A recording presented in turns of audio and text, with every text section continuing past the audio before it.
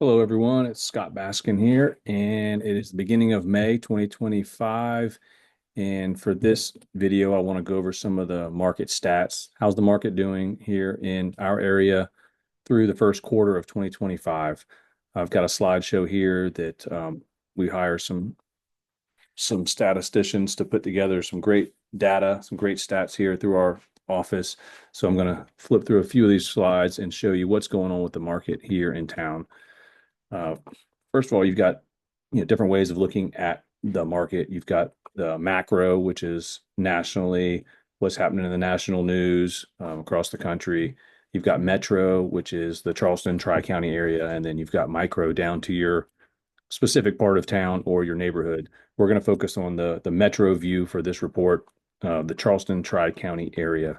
So some of these are higher level than what you may be seeing in your specific part of town, but there's some important data and stats in here that can help you either as a buyer or seller. And of course, we can help you drill down and get the data specific to your location if you'd like. So a couple stats here. Start with some high level stuff right here. As you can see, year-to-date sales are down 1.5%. Not a lot, but sales price is up 4.5%.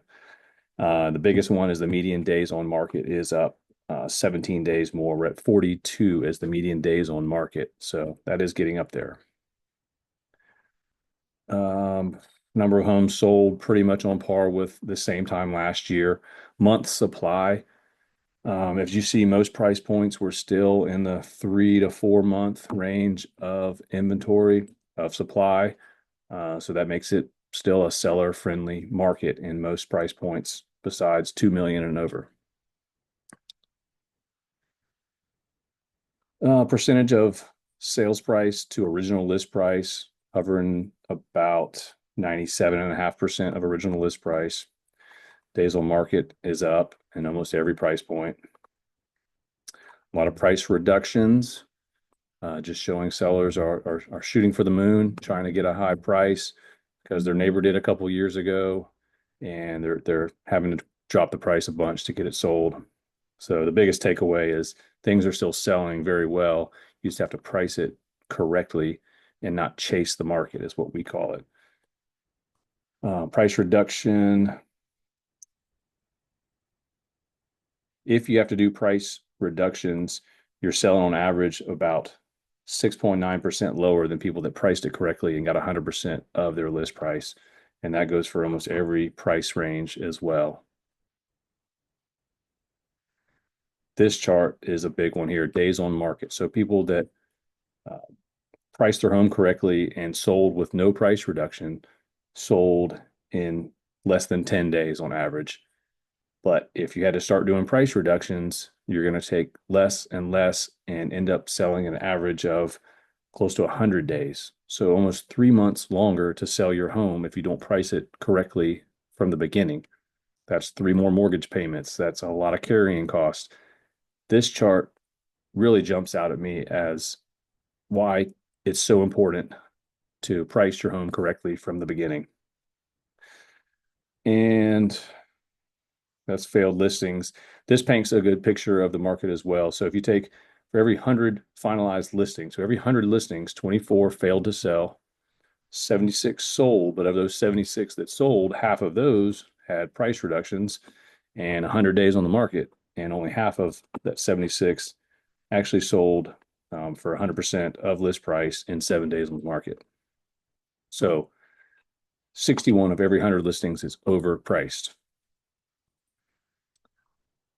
And here's the same thing showing days on market for sales at percentage of original list price. So if you list it the right price in the beginning, you'll sell in less than 10 days and you'll get 100% of asking price. That's what these stats are showing. Seller paid closing costs are going up a little bit. Seller concessions up a little bit.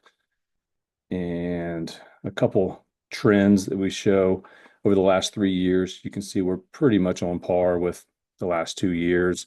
We're tracking right along with sales for the first quarter from the last 2 years.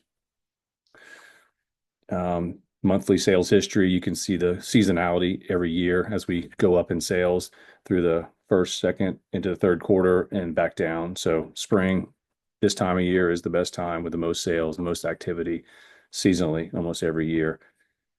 And then if you go back to median sales price over the past 7 years, you can see there's up and down trends. There's, if you pick a snapshot on this chart, there's ups and downs, but overall it's a trending upward. This is the greater Charleston market and pretty much real estate in general. For a buyer side, this just shows it's so hard to time the market. Nobody can time the market just right. As a buyer, you get in, buy the house, buy the property, and just wait. And over time, things will appreciate. So that's what this shows. Thanks for listening to my talk here about all the data from the first quarter. I'm happy to drill down and get you specific data for your house, give a good idea what your home is worth, just so you can know what kind of equity you have in your home. Over 75% of people in the country have at least a couple $100,000 of equity in their home. So there's a lot of equity out there. Prices have gone up a lot over the last 5 years. And if I can help you take advantage of that equity, maybe invest in some other real estate, if you're thinking about selling or buying, we've got different data that we can track and that we track daily that we can help you make informed decisions if you're buying or selling real estate. So thank you very much. Hope you have a great day.